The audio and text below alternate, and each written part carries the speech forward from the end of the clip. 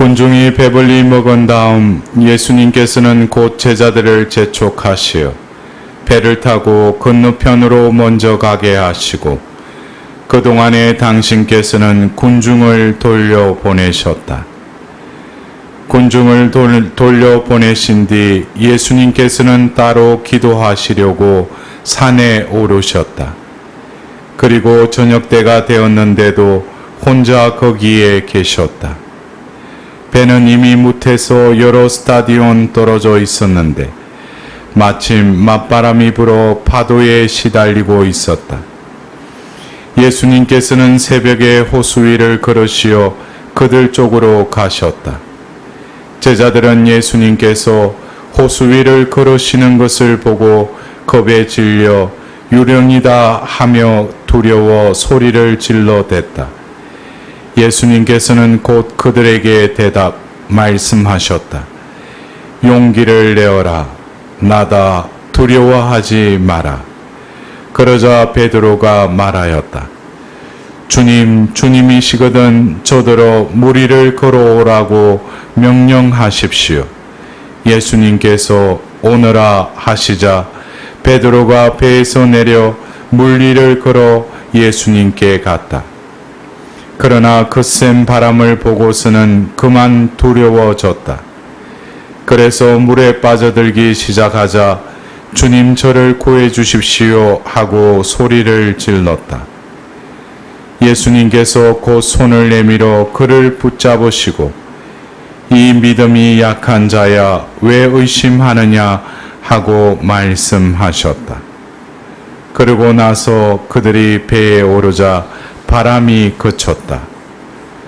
그러자 배 안에 있던 사람들이 그분께 엎드려 절하며 스승님은 참으로 하나님의 아드님이십니다 하고 말하였다. 그들은 호수를 건너 겟네사렛 땅에 이르렀다. 그러자 그곳 사람들이 그분을 알아보고 그 주변 모든 지방으로 사람들을 보내어 병든 이들을 모두 그분께 데려왔다. 그리고 그 옷자락 술에 그들이 손이라도 대게 해 주십사고 청하였다. 과연 그것에 손을 댄 사람마다 구원을 받았다. 주님의 말씀입니다. 그리스도님 찬미합니다.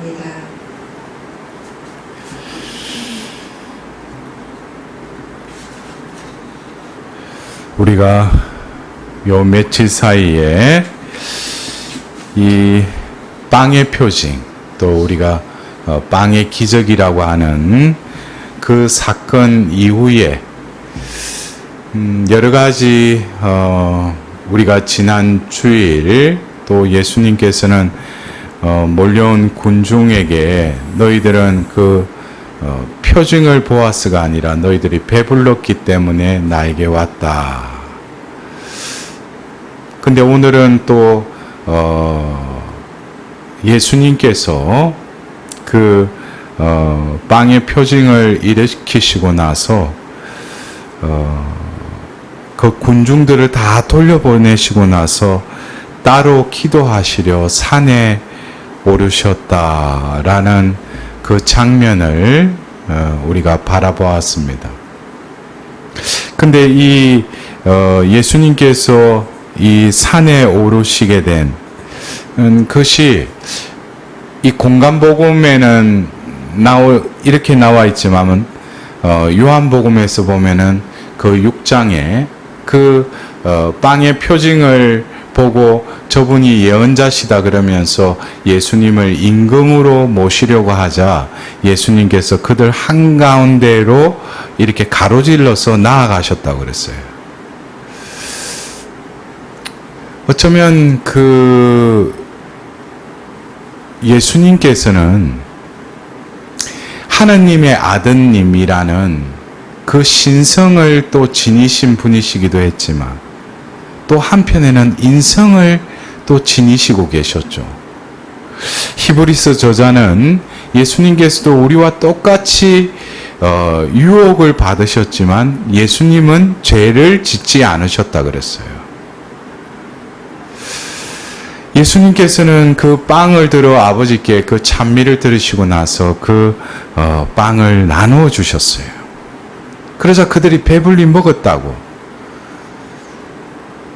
예수님께서도 이미 하실 일을 작정하시고 빌립보에게 물어보시는 장면이 그 요한복음 6장에 이렇게 나오는데, 예수님께서는 신성을 지니셨기 때문에 우리 인간들이 이해하지 못하는 불가능을 또 가능케 하실 수 있는 분이시죠.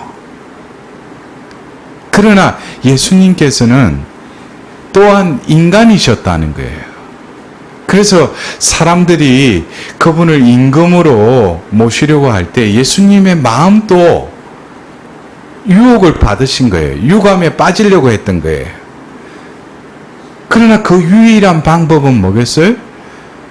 아버지께 나아가는 것이죠. 그래서 오늘 복음에서는 새벽녘에 이제 제자들이 그 배 쪽으로 이렇게 다가가시는. 그래서 예수님께서는 밤을 새워서 아버지께 기도하셨어요. 그러나 예수님께서 어떤 유혹을, 다른 사람들이 나를 임금으로 모시려고 하는데, 그런 유혹을 이기기 위해서 아버지께 기도했다기보다는 예수님은 이 땅에 오신 그 목적, 그건 하나였죠. 바로 뭡니까? 아버지의 뜻을 이루기 위해서.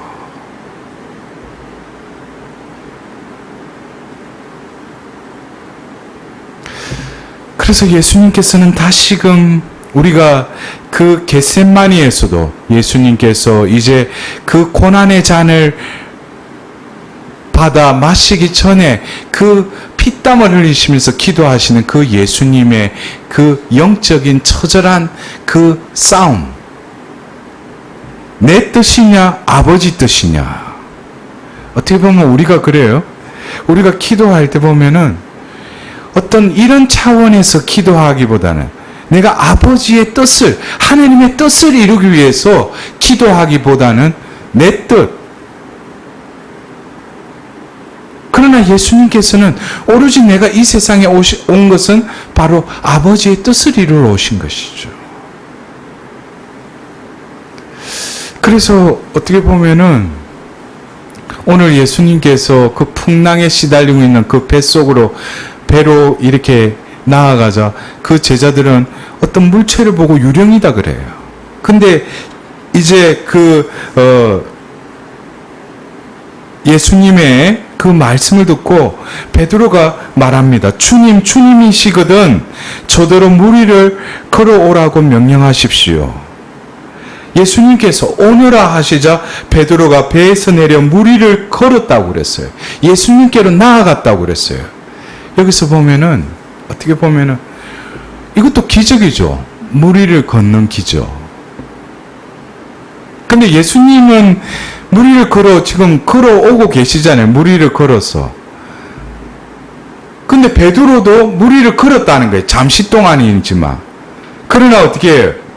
거센 바람을 보고 두려워하자 그가 물에 빠져들기 시작했다는 거예요. 베드로는 그 예수님께 그랬어요. 유령인 것 같기도 하고 그 풍랑의 흐릿흐릿한 그 물체를 보고 어떤 존재를 보고 주님이시거든 저더러 물 위를 걸어오라고 명령하십시오. 그러자 베드로가 물 위를 걸었어요. 이것은 인간적으로 그 이해가 되지 못하는 그러한 장면이 연출이 된 거죠. 그러면 여기서 보면 우리가 이 베드로에게 있어서 주님이시거든 저에게 물 위를 걸어오라고 하십시오 라고 했을 때 물 위를 잠시나마 베드로는 걸어갔다는 거예요. 인간적으로는 이해가 안 되죠. 이것은 뭡니까? 겉으로 보기에는 기적이지만은 바로 주님의 그 신성, 하나님의 능력이 작용했다는 거예요.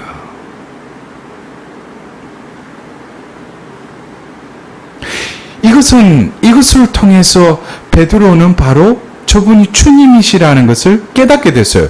왜냐? 도저히 있을 수 없는 일들이 이루어졌으니까. 그러나 뭡니까? 거센 바람이 불자 두려워하자 물에 빠져들기 시작했다는 거예요. 어떻게 보면은 이 짧은 베드로가 겪었던 이 순간들을 바라보면서 우리도 역시 신앙의 삶을 살아간다는 것은 미지요 확인이 되지 않은 어떤 미래, 그러나 내 주위에는 여러 가지 풍랑과 같이 나에게 엄습해오는 여러 가지 방해 요인들이 많아요. 그럴 때 내가 가고자 하는 그 방향이, 목표가 분명하게 설정되어 있다면은 베드로가 이때죠. 주님이시거든. 저를 물 위로 걸어오라고 하십시오 하면은 주님께서 진정으로 주님을 바라보는 그에게, 마음을 온전히 의탁하는 그에게는 뭡니까? 내가 한갓 인간일지라도 그 신성, 그 하나님의 능력으로 내가 이룰 수 없는 일을 이루게 해주신다는 거예요. 그래서 제가 조금 전에 말씀드렸죠. 예수님은 신성을 지니셨지만 또 인성도 지니셨고, 그리고 여러 가지 유혹 가운데 아버지께 일치하려고 하셨다는 거예요. 아버지의 뜻을 이루려고.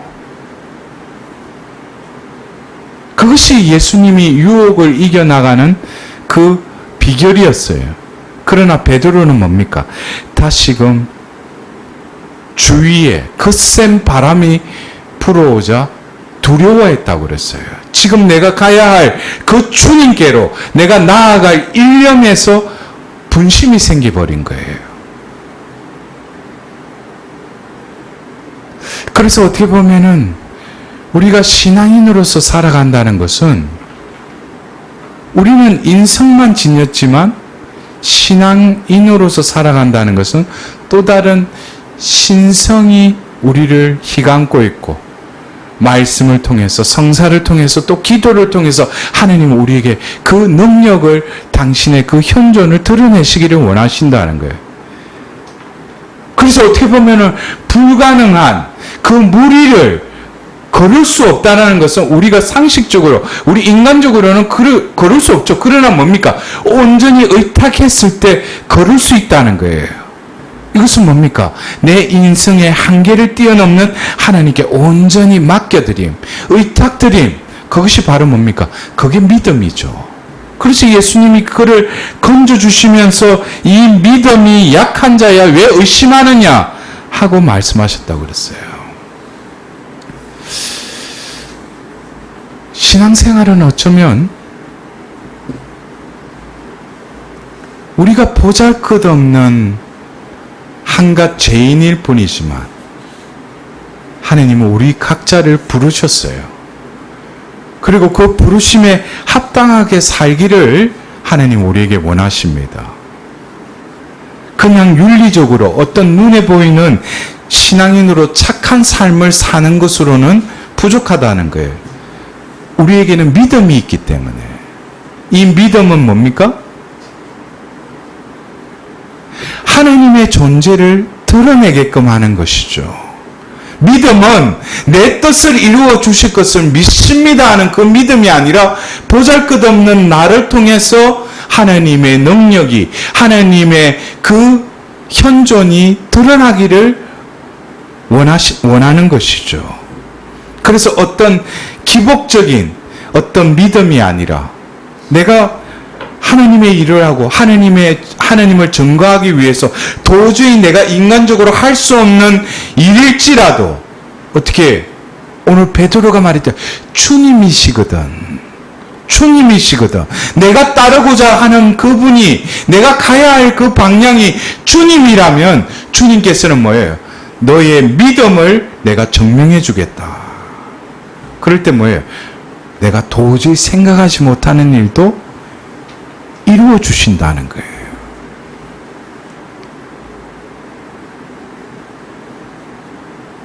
그래서 오늘 우리는 오늘 일독서를 듣고 우리가 너무나도 잘 아는 그 속죄의 참회의 시편인 그 시편 51편을 우리가 다시금 바라봅시다.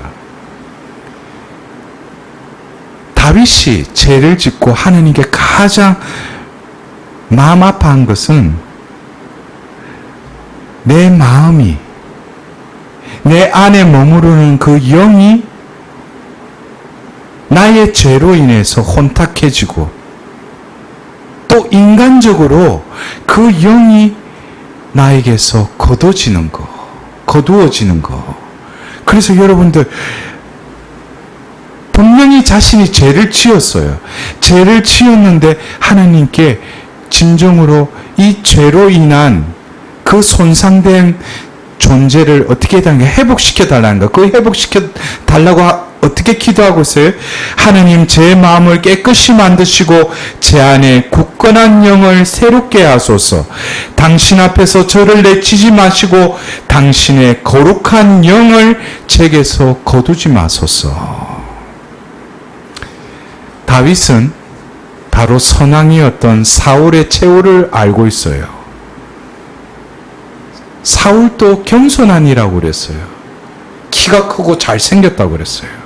어떻게 보면 하나님께서 그를 첫 번째 이스라엘 왕으로 택하셨어요. 그러나 결국 뭡니까? 자신 안에 내면에 어떤 상처요, 여러 가지 또 악이 들어올 수 있는 그것이 치유가 되지 않고 회복이 안 되다 보니까 하나님의 영이 나가고 사탄, 어둠의 영이 들어오는 거죠. 어떤 때는 다윗을 보고 나 사랑하는 아들아 그러다가 한 번은 또 돌아버리면 어떻게 해요? 그 창을 던지고 그러잖아요. 우리가 볼 때는 저 사람은 왜 저런가, 미쳤나? 그런데 그 안에 영이, 어떤 영이 머물러 있는가? 그래서 우리는 다시금 신앙인이라는 것은 어떤 신앙적인 규범을 충실히 지키는 이이기도 하지만 진정 뭡니까? 내가 이룰 수 없는 일을 이뤄내는 자가 신앙인이에요. 왜? 신앙을 주신 분이 그 신앙을 통해서, 그 믿음을 통해서, 희망을 통해서, 사랑을 통해서 할 수 없는 불가능한 것을 가능케 해주심을 믿고 그것을 온전히 드러내는 자가 신앙인이라는 거예요. 그래서 우리가 지금 어떤 이 혼란의 시대, 모든 것이 불편한 이러한 이 현실 속에서 우리는 또 뭡니까? 오늘 베드로가 고백했듯이 주님이시거든 저를 무리로 걷도록 하십시오. 그리고 어떻게? 주님만을 바라봐야죠. 그리고 자신이 지금 있을 수 없는 일들이 벌어지더라도 그때 시선을 어떻게? 주위에 일어나는 것에 마음이 빼앗길 것이 아니라 바로 내가 주님이라고 내가 눈을 한번 두었으면 그 시선을 끊임없이 주님만 바라보고 어떤 일이 벌어지더라도 주님을 향해서 나아갈 때 아마 베드로는 걸어오시는 예수님을 만났을 거예요. 우리가 어쩌면 지금 힘든 이 시기, 질풍노도와 같은 신앙을 또 방해하고 또 신앙을 저버리게 하는 여러 가지 풍랑이 일어나더라도 우리는 오늘 또 다시금 주님만을 바라보며 주님께로 나아가는 오늘 하루가 되었으면 합니다. 믿음이 있는 자에게는 하나님께서 분명히 그 상급을 대갚아 주실 것입니다. 우리는 그 믿음으로 썩지 않는 그 월계관을 얻기 위해서 오늘 또 그 경주를 하는 복된 하루가 되시길 바랍니다.